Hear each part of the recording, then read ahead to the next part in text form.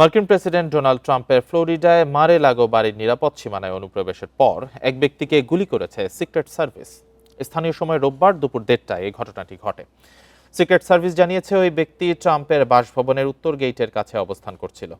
তার হাতে ছিল একটি শটগান ও একটি জ্বালানি ক্যান। সিক্রেট সার্ভিস আরও জানায় তাদের এজেন্ট ও পাম বিচ কাউন্টি শেরিফের অফিসের একজন ডেপুটি যৌথভাবে ওই ব্যক্তিকে গুলি করেন। পরে তিনি নিহত হন। তার পরিচয় এখনও প্রকাশ করা হয়নি। ঘটনার সময় ফ্লোরিডায় ছিলেন না ট্রাম্প, তিনি হোয়াইট হাউসে অবস্থান করছিলেন বলে জানানো হয়। আইনশৃঙ্খলা বাহিনী জানিয়েছে বিস্তারিত তদন্ত চলছে। নিরাপত্তা ব্যবস্থায় কোনো ধরনের ঘাটতি ছিল কিনা তাও খতিয়ে দেখা হচ্ছে।